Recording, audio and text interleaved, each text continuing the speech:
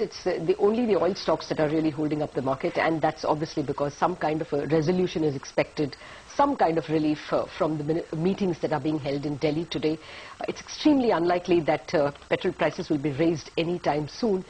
It would be morally difficult for the government to expect the Reserve Bank not to raise interest rates when they are raising petrol prices. That may keep the situation at bay. Also, the government has just put in a lot of food inflation control measures yesterday, something that should have been announced at least a quarter ago, at least 3-4 months ago, an attempt to reach a lot of grains from the stocks into the states, across the state governments as well, directly to the retailers. All that is expected to smother food inflation. Plus, we have seen a fairly sharp fall in wheat prices and edible oil prices globally. So looks like the January inflation number will anyway be softer, and the government would be well advised to wait for the January inflation numbers perhaps and then take any action on passing on the fuel price, even if it's only petrol, which doesn't have as big a weight on the WPI as perhaps LPG and diesel. All right, I think we've got Vipul back. Vipul is back with us, Anicha. Oh, absolutely. So, Vipul, if you could first give us a summary of what the mood is like and what sort of companies are you profiling? See, basically, just wanted to clarify that this is not a power conference though, but we have released a sector presentation on the power sector in India, and broadly what we understand that the macro for the sector is pretty strong, with government committing serious money, and at the same time private sector also taking up a major role in terms of execution of power projects in the next 5-year plan. So if you look at government is committing close to 9% of GDP to overall infrastructure sector by 2014, and power is going to constitute about a lion's share of that, a bit close to 32% of that outlay will be towards power. Secondly, if we look at once again from the macro perspective, that India is going to remain peak power deficit in double-digit percentage points for next 3 to 5 years, and that itself opens up a major opportunity for power opportunities in India. And we think that large corporates, neo players lining up capacities in a pretty big way over next 5 to 7 years. So net we think that sector overall, including the sub-segments of equipment suppliers and balance of plant companies, they are going to see buoyant times for next 3 to 5 years in terms of their order books. Execution also is going to pick up pretty fast. So net once again to reiterate the view that macro very strong, execution is falling in place. The issues which were around the land acquisition, fuel supplies, are in so many cases are being addressed in a pretty aggressive manner. Vipul, let's speak something about stocks in particular. There are two problems which appear to be dogging some of the power companies, listed power stocks now. One, that they are already seriously overvalued. One, because they have stretched their valuations to the limit when they did their IPO.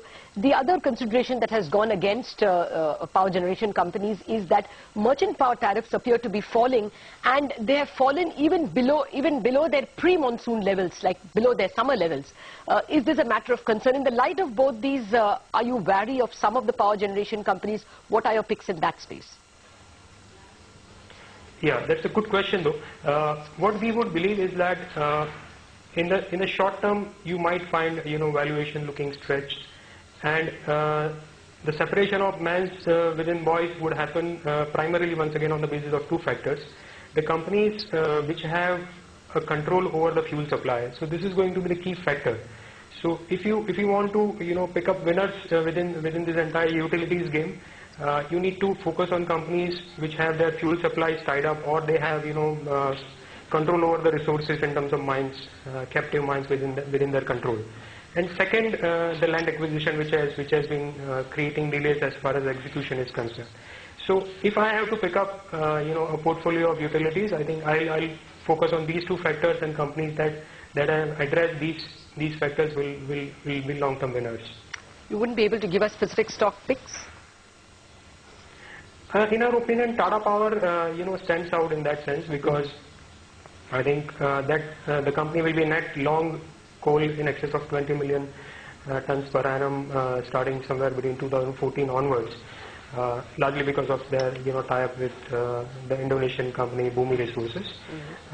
And second company which once again which meets larger part of these criteria would be Adani Power. So in our opinion, these are the two companies worth looking from a long-term point of view.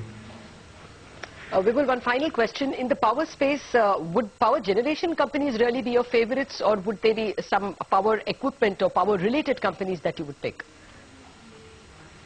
Yeah, I think if you have to speak from the equipment side, the companies like BHEL is the one that we're recommending to our investors because it is spread across the entire life cycle of equipments and has good amount of visibility as far as orders for next 3 to 4 years is concerned.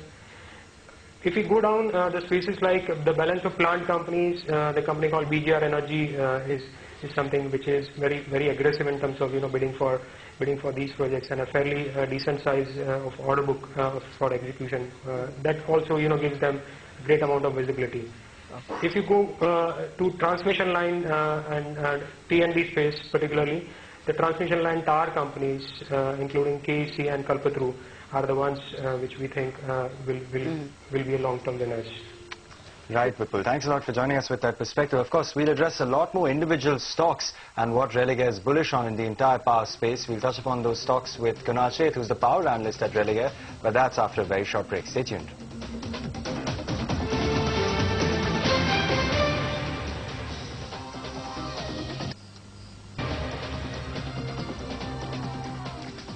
Welcome back. You're watching Markets Midday on CNBC TV 18. We will touch base with Sanjeev Goenka of CESC in a bit, keeping a focus with the power space. But before that, let's continue with some talk power picks before we touch base with Sanjeev Goenka. Kunal Sheth is the power analyst at Religare Capital. Now, we got some broad perspective earlier in terms of what the power sector is looking at. But Kunal, want to touch upon specific stocks because I believe you like a lot of stocks in this transmission, EPC and T&D space really, KEC International, Jyoti Structures and Kalpataru Power.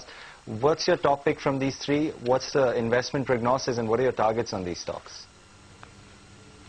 Yes, you're right. We clearly like the power transmission EPC space because we clearly believe that the T&D spending over the next 3-4 years is likely to pick up significantly because Power Grid is expected to spend close to 550 billion in the current 5-year plan. Out of that, we have seen it spending only 40% of that amount. So the spending by Power Grid is likely to pick up significantly over the next 2 to 3 years. And we believe the biggest beneficiary of this spending could be this transmission EPC space. And we already seen, these companies have a strong order book of anywhere between 1.5 to 2 times their FY9 sales. And we believe that order accretion could grow at a faster pace and therefore the book-to-bill ratio for these companies could improve significantly. Within the space, we clearly like KEC International because of its strong presence in domestic as well as international space. Because in the domestic space, it has been able to garner strong order inflows over the 9 months. So it has shown its strength in the domestic market as well as and when the international markets pick up, we think that it will be a big, significant beneficiary of the same. Apart from this, the company is also looking at various other opportunities like the telecom space, looking at the BSNL order in that space, and also railway opportunity, which could be a huge opportunity for the company, and company could get into a strong growth trajectory once all these areas it is able to fruitfully capitalize. So we believe that is one stock that could be looked at and easily outperform in terms of stock performance. Okay. What would be your price targets in terms of Adani Power, R Power and Tata Power? Which would be your best pick in these three?